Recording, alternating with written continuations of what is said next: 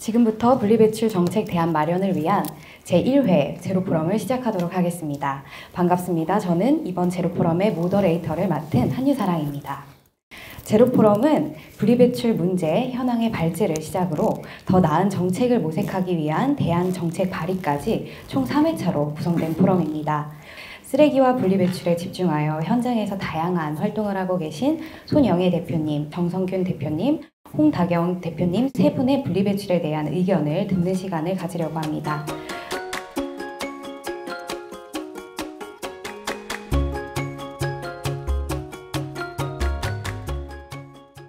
먼저 세봄 커뮤니티의 대표님이시자 쓰레기책의 저자이신 손영애 대표님의 의견을 들어보도록 하겠습니다.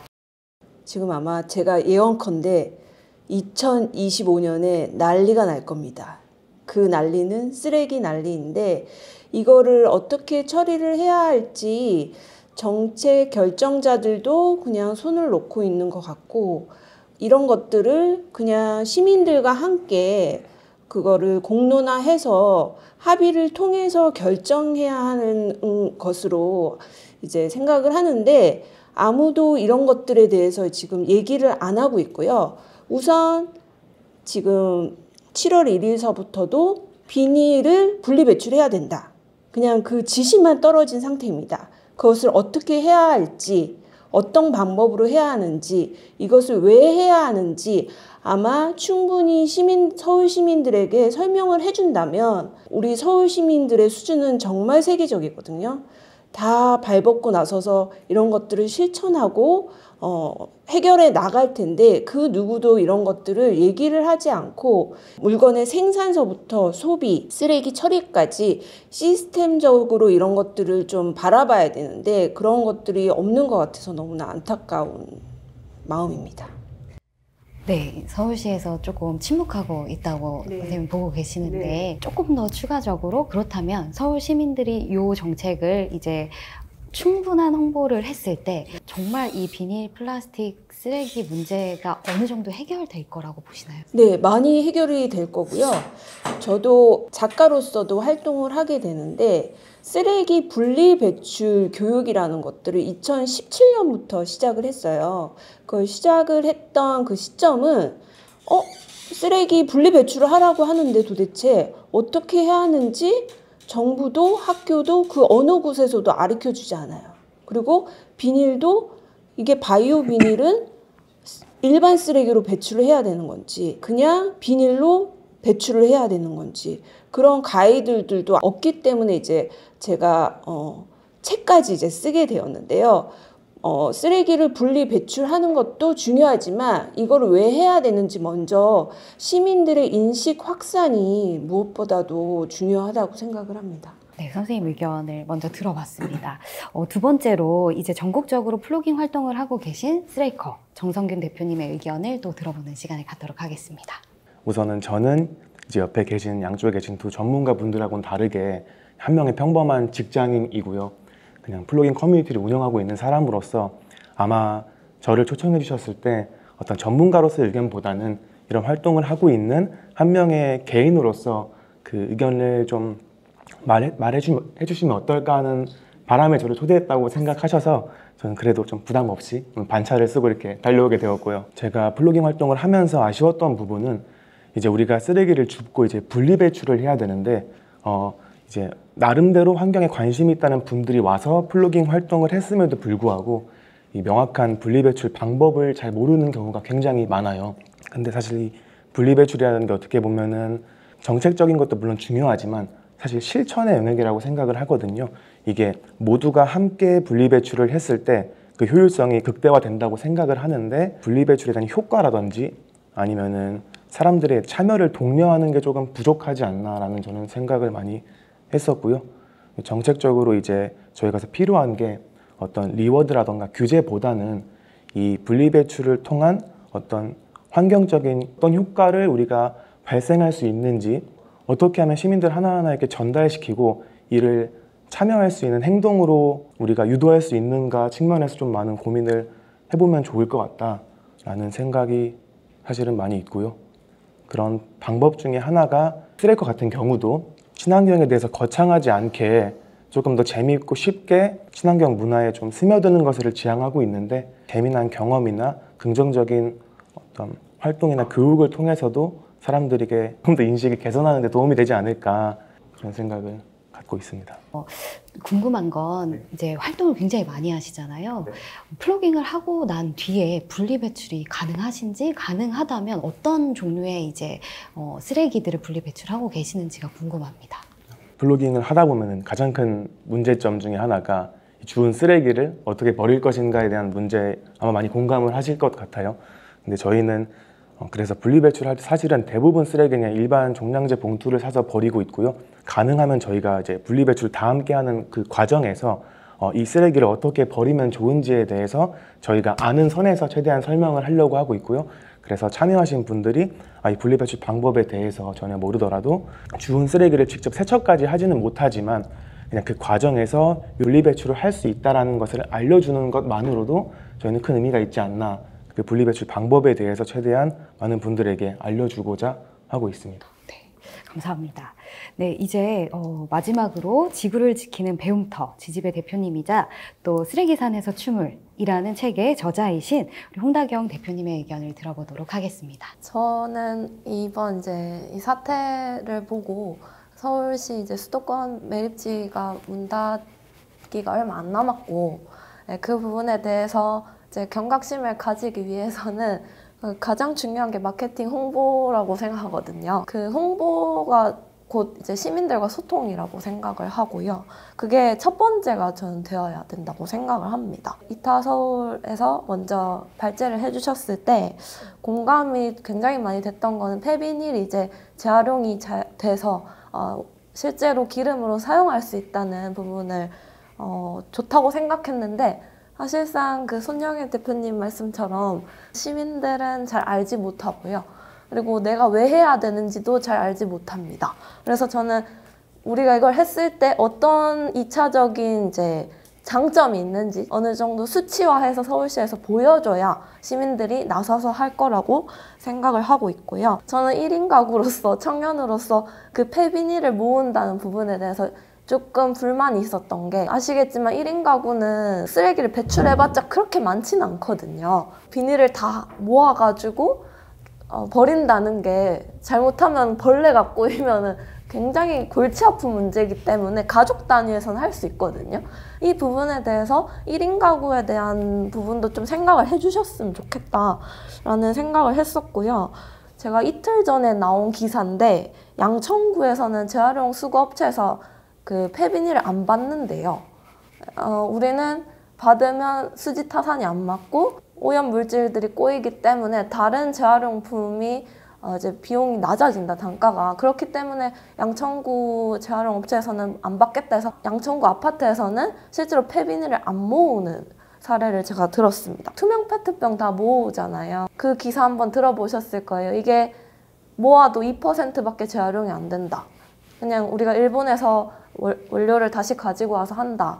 그래서 제가 생각할 때는 제가 보여드릴 영상이 있는데, 천년 화장품 회사 대표님이신데 화장품을 다 수거를 해가지고 분리를 하는 작업을 별스타그램에 정말 많이 올리세요. 그리고 심지어 유기농 관련된 재료라는 거를 드론으로 띄워서 자기 이제 농장도 다 보여주시고요, 꾸준히. 그래서 여기에 팬덤이 엄청 많습니다. 저는 서울시에서 이런 걸 해줘야 된다고 생각해요. 시민들이 했을 때 어떻게 되고 있는지를 좀 자극적으로 노출시킬 필요가 있거든요. 서울시 블로그인데요. 결과가 있고 여러분들이 한 거에 대해서 결과가 이렇게 난다는 생생한 브이로그가 없는 거죠. 정해진 게 아니고 시범 사업이 있기 때문에 그거를 서울시 시범 사업이니까 서울 시민만 할 수 있습니다라고 해야 되는데 글이 하나도 없어요. 그래가지고 지금 전국에서 난리래요. 다른 지방에서도 해야 될 것 같아서 폐비닐을 오히려 모으는 지방도 있대요. 저는 그걸 보면서 앞에 딱 서두에 서울 시민들만 참여할 수 있다라고 적어놨어야 됐는데 너무 헷갈리게 정보성을 만들지 않았나, 그런 생각을 하게 되었습니다. 그리고 마지막으로는 뭐 여성 생리대 같은 경우나 기저귀 이런 것도 비닐류로 속하는데, 이것도 뭐 제대로 나와 있는 게 없어서 이런 품목들도 좀 잘 정리를 해줘야 되지 않을까 싶어요. 그래야 시민들이 겨우 할까 말까다. 네, 왜냐면 인센티브가 없기 때문에. 우리 눈에 보이는 인센티브 아무것도 안 주잖아요. 그러니까 사람들 눈에는 보여야 뭘 하려고 하는데, 저 같은 경우에는 탄소중립 실천 포인트 제도를 매달마다 하거든요. 건당 이제 영수증, 전자영수증 발급을 100원씩 하는데도 한 달에 1,500원씩 들어와요. 근데 저는 그게 기분이 좋더라고요. 그런 게 뭔가 시민들 통장이라도 들어오거나 뭔가 보여줘야 저는 사람들이 한다고 생각합니다.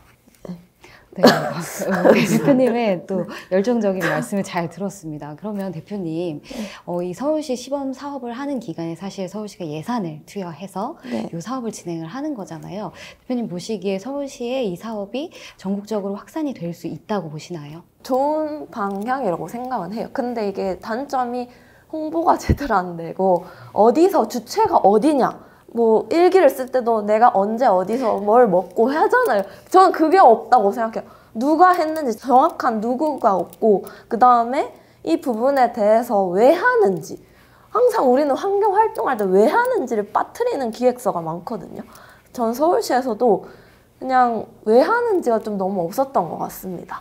그거를 시민 입장으로서 말을 했어야 했고요. 시민들이 어떤 걸 좋아하는지를 마케팅해서 좀 그 서울시 홍보 담당자들이 좀 그런 걸 배워야 되지 않을까? 네, 그런 생각을 하고 있습니다. 네, 제가 두 번째 좀 공통적으로 드릴 질문에 대한 답을 미리 좀 해주시고 계신 것 같은데, 우리 연사님들께 좀 질문 드려보고 싶은 내용 중에 하나는, 지금 서울시 조금 더 확장한다면 이제 수도권 정책에 대해서 굉장히 많은 이제 생각을 하시고 또 활동을 하고 계실 거라고 생각하는데, 지금 연사님들이 생각하시기에 가장 큰 쓰레기 정책의 문제는 이것이다. 그러면 이 문제를 우리가 좀 어떤 방향으로 좀 틀어야 될지, 아니면 좀 개선해야 될지, 이런 의견들을 좀 들려주시면 좋겠는데, 지금 가장 열정적으로 말씀하셨던 우리 홍당영 대표님부터 이야기를 들어봐도 좋을 것 같습니다. 최근에 이제 MBC에서 스트레이트라는 방송을 보게 됐어요. 나온 지 얼마 안 됐고요.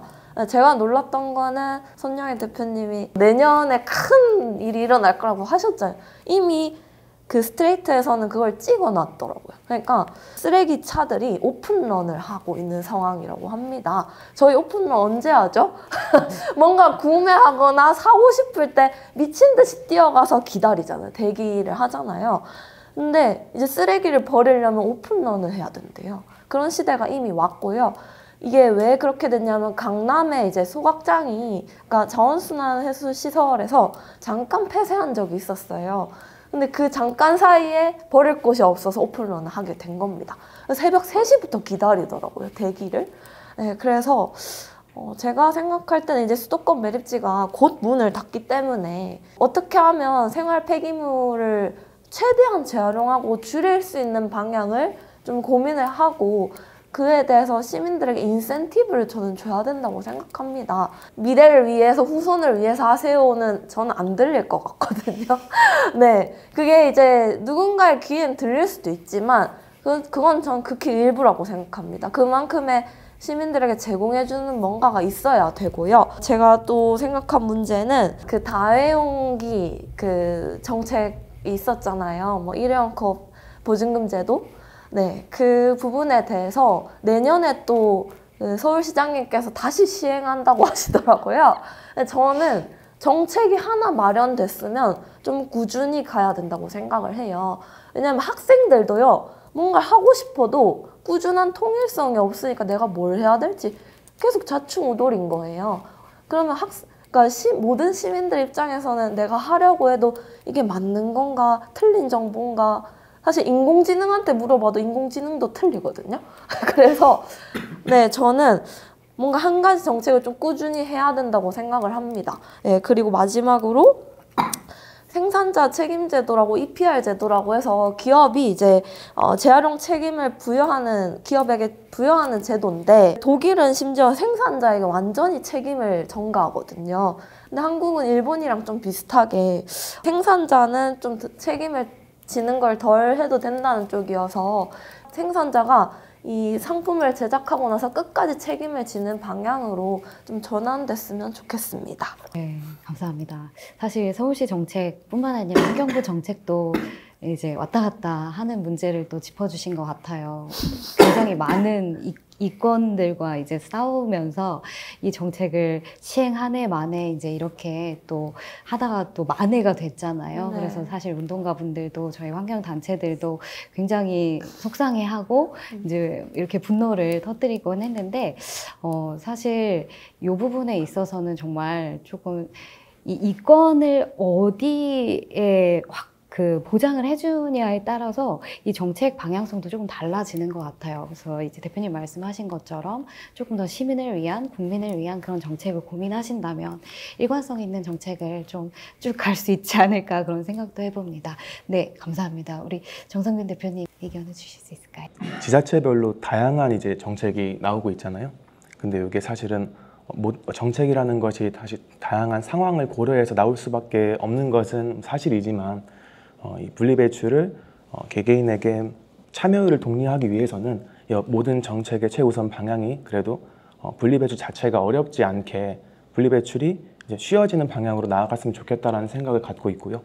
왜냐면은 사실은 보상을 주는 것도 당연히 효과가 있겠지만, 홍다경 대표님께서 말씀하신 것처럼 보상이 굉장히 미미합니다. 그래서 보상과 리워드에 집착을 하기보다는 이게 우리가 당연히 해야 될 일이라는 인식 개선이 가장 중요하다고 생각을 하는데요.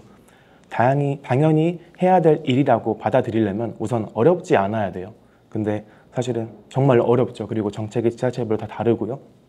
그렇다 보니까 이제 가장 쉬운 거는 시민들이 참여할 수 있도록 어렵지 않게끔 정책이 나와야 된다. 그리고 그 어렵지 않은 정책이 교육을 통해서 제대로 전달되어야 된다라고 생각을 하고요. 제가 커뮤니티를 운영하고 있기도 하지만 이런 커뮤니티를 통해 긍정적인 경험을 갖는 것도 저는 중요한 포인트라고 생각을 해요. 결국엔 분리배출 방법을 어떤 크리에이터가 어떤 방송에서 어떤 언론에서 방법을 이야기해 주는 것도 물론 너무 좋지만 사실은 직접 해보는 것만큼 효과적인 게 없거든요. 그래서 이 다양한 교육을 진행을 할 때 다양한 청년들이 혹은 다양한 개인들이 모이는 곳에서 직접 분리배출을 경험하면서 이 어떻게 하는 건지에 대해서 몸소 체험을 통해 느낄 수 있다면 내가 한 번에 분리배출 방법이 와닿고 내가 이거를 할 때 그냥 당연하게 어떻게 해야 되지? 어려우니까 그냥 버려야겠다가 아니라 내 방법을 알고 있으니까 더 쉽게 실천할 수 있을 거라고 생각을 합니다. 네, 감사합니다. 사실 저희도 이타서울에서도 플로깅을 많이 진행을 하는데 이제 처음 이렇게 접하신 분들에게 일단 고개를 숙여서 쓰레기를 주워보면 다른 세상이 보일 거다라는 이야기를 많이 드려요. 그런 부분에 있어서는 정말 이제 시민의 동참과 그리고 그런 경험들이 굉장히 중요할 것 같은데요. 네, 감사합니다. 이제 마지막으로 우리 손영희 대표님의 이제 정책의 문제점과 좀 대안을 들어보는 시간을 갖도록 하겠습니다. 네, 저는 다음 서울시장 나오시는 후보 중에 이 쓰레기 문제를 완벽하게 해결해 주시는 리더가 나오신다면 뽑겠습니다. 그만큼 쓰레기 문제가 정말 그 전에는 우리가 도시 이면에 이렇게 한쪽으로 숨겨져 있던 문제지만 너무나 중요한 문제이기 때문에 이제 앞으로 나오게 되었고, 사람들도 이제 인식 조사를 해보면 환경 문제 중에 가장 중요한 문제로 생각들을 하고 있습니다. 그만큼 실생활에서 우리가 접하고 있고 실생활에서 우리가 이것들을 환경 문제를 해결을 할 수 있습니다. 실제로 환경부 통계에 따르면 5년마다 발표를 하는데 종량제 봉투를 다 이제 조사를 해보면 그 안에 실제 종량제 봉투에 버려야 할 쓰레기는 30%이고 나머지는 재활용할 수 있는 쓰레기나 음식 쓰레기가 섞어져 있습니다. 그만큼 이거는 탄소 발자국으로 연결이 되어 있고요. 지금 오늘도 너무 더운 여름을 보내고 계시죠? 또 제가 두 번째 예언을 하건데 내년 여름은 더욱 더울 것입니다. 옛날에는 북극곰을 살려주세요 환경단체에서 그게 아니라 제가 죽을 것 같아서 원래는 제가 쓰레기 전문가는 아니지만 이거를 전국을 다니면서 얘기를 하고 있고요. 제가 죽게 생겼어요. 너무 못 살겠어요. 우리 쓰레기부터 좀 잘 처리를 하면 좋을 것 같고, 아까 또 대표님이 말씀하신 것처럼 생산자가 쓰레기 문제를 해결하는 제가 해법을 알고 있습니다. 2가지입니다. 생산자가 책임을 지게 하는 겁니다. 2번째는 올바르게 분리배출하는 사람에게 인센티브를 가감하게 주는 겁니다. 페트병을 올바르게 분리배출했다. 근데 거기에 500원을 줬다. 그럼 모두가 지금 하려고 난리를 칠 겁니다. 그래서 또 여러 가지 뭐 슈퍼빈이라는 기계도 나오고 그런 장치들이 이제 나오기도 했지만 2가지를 하면은 해결이 될 거라고 감히 말씀을 드리고요. 쓰레기 분리 배출 중에 우리가 자원화할 수 있는 막 분리 배출 방법이 너무나 어려워요. 이거는 거의 막 수학 1, 2보다도 더 어려워요. 막 하다가 짜증이 날 정도로 화가 나신 시민분들이 저한테 강연을 들으러 오셔갖고 막 따지세요. 왜? 어제는 즉석방 용기가 된다고 했는데 오늘은 왜 안 되냐? 제가 얘기하지 않았는데. 그만큼 너무나 절실하고 생활에 밀접해 있는 문제이지요. 그래서 자원화 할 수 있는, 가치 있는 것부터 우리가 실천을 해보면 다 할 수는 없어요. 막 헷갈리기도 하고, 그게 막 열심히 했는데 가봤자 9%밖에 안 된대요. 이게 무슨 일이에요? 정말 귀한 시간을 들여가지고 하는데. 그래서 필요한 부분부터 하나씩 실천해 보면 좋을 것 같고, 그 다음에 이 쓰레기를 직매립하지 않고 소각해서 매립하기로 결정을 내린 이상 이 방법에 대해서는 정말 매일매일 100분 토론을 우리 시민들과 함께 해봐야 됩니다. 끝장 토론 같이. 정말 시간이 얼마 남지 않았습니다. 그래서 뭐 오스트리아 빈이라든지 이런 나라에서는 이미 1970년대부터 거기 시장이 시민들과 소통을 하면서 그런 것들을 몇십 년에 걸쳐서 해결을 해 나갔어요. 지금은 아무런 문제가 없고 정말 세계적인 명소로 다시 거듭나게 된 곳들이 이미 많이 있으니 그런 것들을 저희가 벤치마킹 해가지고 해보면 또 좋을 것 같습니다. 서울의 명소 이런 것들도 중요하지만 정말 서울 시민의 가치 있는 건강한 삶은 무엇인지 그런 것들을 좀 정말 시장님 그리고 정책을 결정하는 여러분들 고민하시고 이런 것들을 시민들과 함께 해결해 나가셨으면 좋겠습니다. 네. 네, 감사합니다. 사실 정책 결정권자들의 어떻게 보면 환경에 대한 관심도 그리고 조금 더 이제 국회 말하면 무지까지 이제 저희가 그런 것들을 보게 되죠. 어떻게 이런 정책을 만들 수가 있을까? 이런 결정을 할 수가 있나? 대체 어떤 생각으로 이런 생각들도 하게 되는데 그 부분을 굉장히 대표님께서 열정적으로 말씀을 해주셔가지고 너무 좋습니다. 아니 그분들도 어려움이 있으실 거예요. 오해를 받고 계시고 근데 그런 것들을 함께 시민들과 함께 시간이 좀 걸리더라도 그냥 단번에 결정을 딱 하는 것이 아니고 우리 서울시의 앞으로의 미래 또 미래 세대가 살아가야 될 이 터전의 중요한 가치가 무엇인지 그런 것들을 진짜 고민해 봤으면 좋겠습니다. 네, 감사합니다. 네, 세 분 연사분들 모시고 이제 의견을 좀 들어보는 시간을 가졌습니다. 제1회 정책포럼 1부는 여기서 마치도록 하겠습니다. 감사합니다.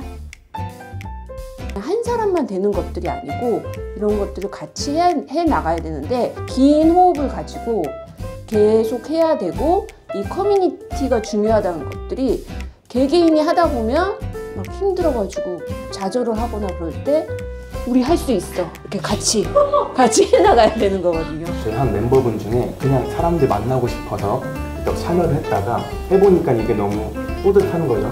지역별로 이제 리더분들을 만드는 임팩터라고 지칭을 하고 있는데 참여하게 되다가 이 활동에 너무 의미를 느껴서 경기도의 임팩터로서 활동하고 계시는 분 이렇게 전환된 사례가 있고요. 누군가 해야 이제 그게 역사가 만들어진다고 생각합니다.